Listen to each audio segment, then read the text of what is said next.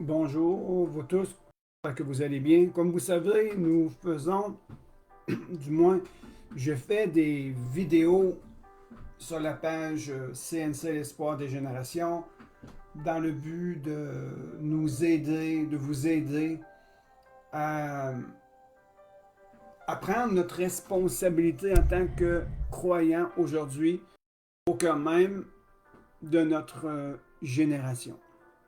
Nous savons tous très bien que lorsque Dieu s'est révélé à nous et qu'il nous a fait prendre conscience de notre besoin d'être sauvés et que le Saint-Esprit a attiré notre attention sur notre état de pécheur, il nous a parlé de notre besoin de Dieu, besoin de se repentir, besoin de recevoir Jésus comme sauveur personnel. Et lorsque nous avons confessé notre péché, nous avons invité Jésus à venir faire le changement dans nos cœurs, de faire la transformation dans notre vie. La parole de Dieu nous enseigne que Dieu nous a transportés du royaume des ténèbres dans son admirable amour, dans le royaume de son Fils. Et par conséquent, le Saint-Esprit est venu habiter dans mon cœur, faisant de nous une nouvelle création. Nous avons passé dans la régénération. Et à ce moment-là, le Saint-Esprit commence à nous parler à propos de Jésus. Pourquoi? Pour nourrir la foi qu'il est venu se planter dans nos cœurs. La parole de Dieu nous enseigne que nous avons tous une mesure de foi. Le jour où nous recevons Jésus comme notre sauveur personnel, le Saint-Esprit vient habiter en nous et par conséquent, il nous dépose une mesure de foi. Et avant que nous recevions Jésus comme notre sauveur, le Saint-Esprit était à côté de nous, nous amenant dans la conviction de péché, nous parlant de nous sans Dieu. Et dès le moment où nous recevons Jésus-Christ comme notre sauveur personnel, maintenant le Saint-Esprit habitant nos cœurs, il nous parle maintenant à propos de Jésus pour nourrir notre foi intérieure. Et c'est vraiment extraordinaire. Et parfois, on se pose la question, avec les gens qui nous entourent, les gens de notre famille qui nous entourent et qui ne connaissent pas Dieu, c'est difficile de les rejoindre, très difficile de les rejoindre. Et il faut comprendre que c'est le Saint-Esprit qui amène la lumière sur la parole. C'est le Saint-Esprit qui amène la conviction dans les cœurs. Ne soyons pas choqués, ne soyons pas désemparés, ne soyons pas déçus que nos bien-aimés qui nous entourent ne comprennent pas le message de l'Évangile. Nous devons prier en leur faveur. Prier en leur faveur, demandant à l'Esprit de Dieu de se révéler, de les amener dans la conviction. Et nous, en retour, nous devons leur témoigner d'un amour inconditionnel, permettant au travail de l'Esprit de Dieu qui se tient près d'eux et qui travaille en leur faveur pour les amener dans une repentance. Il y a plusieurs beaux textes par rapport à ce que je vous dis ici. Mais mon objectif aujourd'hui, c'est d'aider les membres de notre assemblée, mes frères et sœurs dans le Seigneur, et d'autres personnes qui vont voir ce message, d'être efficaces au cœur même de nos familles. Et comment être un témoignage en temps de pandémie? Dans le but de rejoindre ceux qui ont besoin de Dieu, dans le but de rejoindre ceux qui nous entourent. Dimanche passé, à l'Assemblée CNC L'Espoir des Générations, pour ceux qui ont regardé la vidéo, d'ailleurs je vous y invite à la regarder, j'avais deux intervenants ou deux frères, deux collaborateurs avec moi et on a parlé, on a fait une discussion à propos du sujet que je vous partage aujourd'hui. Je veux lire un texte Matthieu 9, versets 1 à 7. Et c'est un texte que j'ai reçu en décembre dernier. Et j'avais expliqué que l'Église est rendue dans un stade de paralysie, non pas nécessairement par son propre gré, mais les situations extérieures font attraction sur l'Église et veulent amener l'Église à être muselée, à se taire, à être inefficace. Tellement qu'aujourd'hui, un des plus grands moyens et un des plus honorables services dans le corps de Christ, c'est de vivre avec quelques personnes et leur témoigner de l'amour de Dieu. Et c'est rendu que, avec les consignes dans lesquelles on se trouve aujourd'hui, c'est difficile de se rassembler en petits groupes et d'expérimenter et de vivre la communion fraternelle aujourd'hui. Mais nous devons utiliser les moyens qui nous sont à notre portée et de rejoindre les personnes. Que ce soit par téléphone, que ce soit par les réseaux sociaux, que ce soit lorsque nous allons au marché, que nous allons à l'épicerie, faire des petites activités essentielles de notre vie, et que nous rencontrons quelqu'un, saluons-le et essayons d'établir un contact, et je sais que ça se fait vite, et demandons-leur, hey, peux-tu prendre le temps de se parler par un coup de téléphone? Je t'avais à cœur et j'aimerais te témoigner que même si nous sommes dans des périodes difficiles, Dieu est là, Jésus est là. Il faut essayer de tendre la perche et créer des contacts. Et en temps de pandémie, ça vient attaquer directement la communion fraternelle. La communion fraternelle aujourd'hui, qui est une des plus grandes forces pour rejoindre le monde aujourd'hui, eh bien, cela nous est empêché. Mais ayons l'esprit de solution et trouvons le moyen de rejoindre quelqu'un. Matthieu 9, versets 1 à 7, je ne vous lis pas tout le texte parce que le temps, je veux pas trop prendre de temps dans ces petites capsules-là, mais je veux simplement attirer votre attention. Dans Matthieu 9, je vous dis, il y a tellement de pépites d'or dans ce contexte-là que j'aime ce texte. Je le lis au moins 4, 5, 6 fois par semaine. Et là où j'ai attiré mon attention, c'est, je vais vous lire au verset 5. Matthieu 9, verset 5. Et c'est Jésus qui dit, qu'est-ce qui est plus facile de dire? Tes péchés te sont pardonnés ou de dire lève-toi et marche? Comment cela est agréable pour la vie de quelqu'un de se sentir pardonné, de se sentir réconcilié avec un bien-aimé, de se sentir que la personne qui a été offensée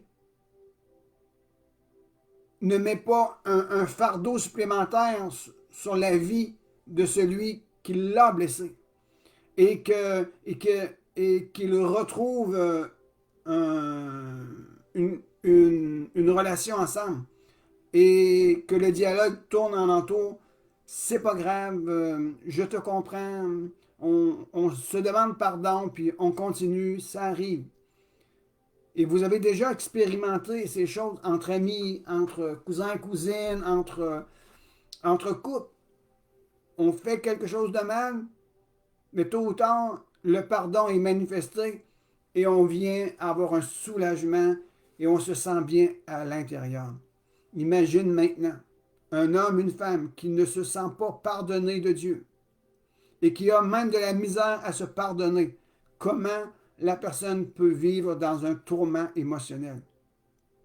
Mais Jésus a dit, quel est le plus aisé de dire, tes péchés te sont pardonnés?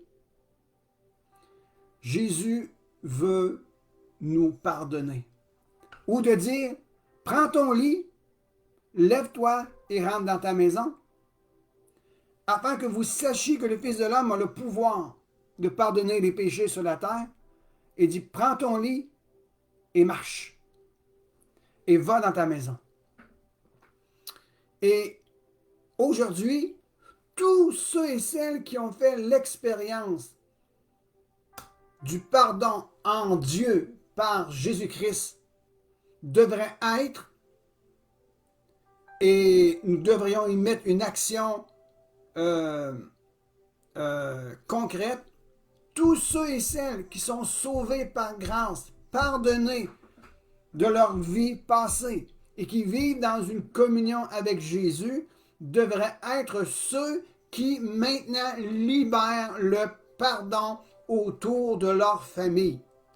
Nous devons être des hommes et des femmes, jeunes hommes, jeunes filles, qui aient des motivateurs pour la réconciliation et d'amener le message de la grâce et de l'amour de Dieu au cœur même de nos familles. Jésus a dit à cet homme, prends ton lit, lève-toi et marche, et rentre chez toi, rentre dans ta maison. Il vient un temps où nous devons revenir à la maison. Vous allez dire, ben, je suis dans ma maison. Oui, tu es dans ta maison de bois, mais es-tu dans ta maison relationnelle avec tes frères et sœurs dans un discours de paix et d'amour? Es-tu en relation avec, es-tu en bonne relation avec tes enfants et ton épouse, ton époux? Est-ce que je suis en bonne relation avec mon épouse? Est-ce que j'ai une bonne relation avec mes enfants? S'il y a quelque chose qui ne fonctionne pas, je me dois d'y travailler. Premièrement, dans mon cœur à moi. Et dire, je ne permettrai pas qu'il y ait quelque chose entre moi et mon épouse, entre moi et mes enfants. Pourquoi? Parce que la relation aujourd'hui, c'est vital, c'est important. C'est important. Alors, il vient un temps où nous devons revenir à la maison, au cœur même de la famille, au cœur même de la famille élargie, avec le témoignage de Dieu dans nos vies, afin de leur faire connaître Jésus de façon personnelle. Une stratégie que nous devons mettre en place pour être la lumière du monde, pour être le sel de la terre, pour démontrer aux gens que nous connaissons Dieu, c'est de rétablir les relations au milieu de nous. Et lorsque la relation est rebâtie au milieu de nous, j'ouvre une parenthèse ici, beaucoup de personnes ont de la difficulté à faire passer le témoignage de Dieu au cœur même de leur famille, ou même au cœur même de leur environnement. Les gens ont de la difficulté à seulement faire un témoignage. Il y a des raisons à ça. Il y en a beaucoup de raisons, mais je veux en dire un autre. Une, si tu veux témoigner ou faire la démonstration de l'amour de Dieu dans ta famille et que tu n'es pas réconcilié avec ta conjointe, ton conjoint, ou que tu n'es pas réconcilié avec tes enfants, qu'il n'y a pas ce respect mutuel, qu'il n'y a pas cet accord et cet amour dans la famille qui est un amour général, mais qu'il y a toujours des frictions. Il sera difficile de passer le témoignage de l'amour et de la grâce de Dieu pour les amener plus près de Dieu. C'est difficile. Alors c'est pour cela, nous devons, en tant que chrétiens, frères et sœurs, MCI, pardonnez-moi, Frères et sœurs, CNC, l'espoir des générations, nous devons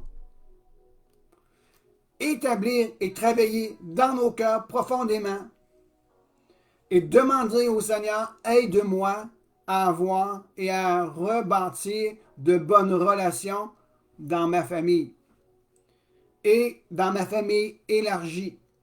Parce que je veux rentrer dans nos maisons, je veux rentrer dans ma maison, portant dans mon cœur le témoignage que Jésus-Christ est vivant, puissant et qui sauve encore aujourd'hui. J'ai un verset ici, 2 Corinthiens 3. Tantôt, je disais, et c'est par respect et par amour que je le redis, je faisais partie d'une assemblée qui s'appelait MCI Canada. Et parfois, je l'ai encore sur ma bouche. Pourquoi? Parce que j'ai un respect profond pour les autorités et pour le pasteur de cette église, le pasteur Alberto et son épouse. J'ai un respect profond pour eux. Et parfois, je relâche Église MCI Canada parce que j'ai été membre impliqué dans cette église. Et puis, il n'y a pas de faute. De toute façon, nous sommes tous frères et sœurs dans le Seigneur. Nous faisons partie de la grande église avec un grand E. Alors, ce message, par contre, s'adresse à l'Assemblée CNC, l'espoir des générations, et à tous ceux et celles qui regardent ce vidéo. Dans 2 Corinthiens 3, le verset 2, « Vous êtes notre lettre écrite dans nos cœurs, connue et lue de tous les hommes. » Le témoignage que nous portons dans notre vie, par le fait même que Dieu nous a sauvés en Jésus-Christ. Il nous a fait sortir des ténèbres et il nous a placés dans le royaume de son amour. Et nous sommes devenus une lettre écrite et lue par les hommes. Nous sommes, nous, le témoignage. Tout comme Jésus a parlé à ce paralytique, prends ton lit, lève-toi et marche, et rentre dans ta maison. Pourquoi? Va leur témoigner. Amène avec toi le témoignage.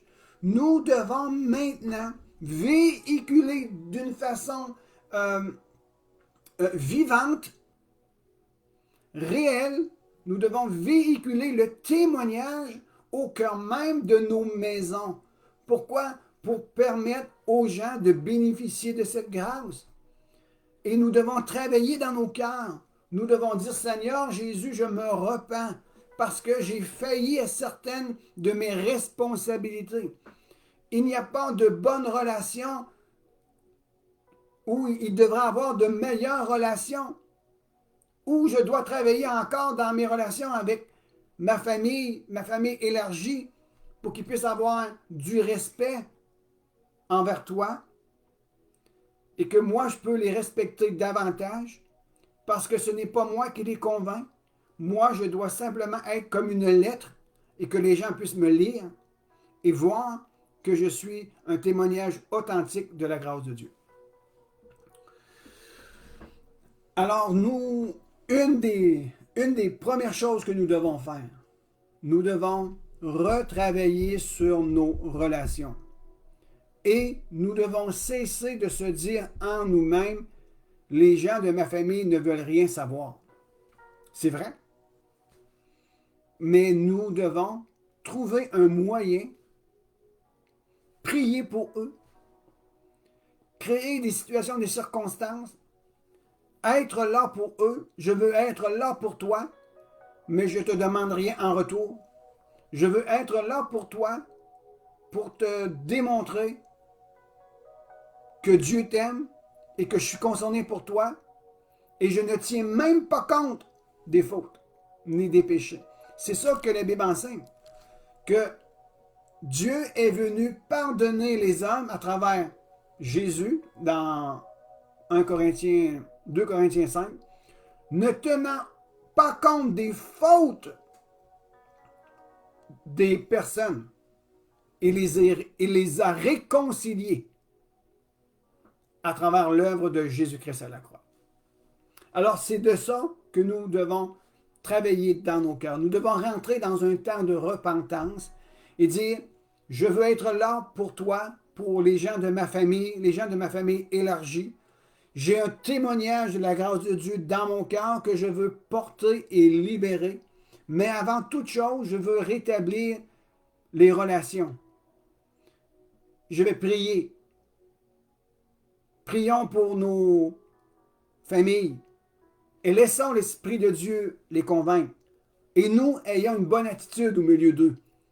Et sans rien attendre de leur part, nous devons les bénir. Nous devons les bénir. Nous devons les bénir. Amen. Alors, méditez sur ce contexte. Et je termine avec ceci. Nous avons fait, Émilien Cotard, le pasteur Émilien, nous avait donné une stratégie mardi passé d'être 2 par 2, de s'unir avec quelqu'un, avec un chrétien, ou même celui qui aspire à connaître Jésus. Devons nous responsabiliser les uns les autres, 2 personnes, et s'appeler, prendre un temps de prière ensemble, exposer des choses qui sont sur notre cœur, chercher des moyens pour que l'œuvre de Dieu avance, en ayant une arme sur notre cœur. La stratégie de 2 par 2 pour s'encourager, s'édifier, prier les uns pour les autres, être attentif pour l'autre, les aider à être ce témoignage que Dieu veut que nous soyons dans notre génération. Devenir le témoignage que Dieu veut que nous soyons dans notre famille. Et parfois, nous avons besoin d'aide, que les gens prient pour nous. Et avec quelqu'un, on peut y parvenir.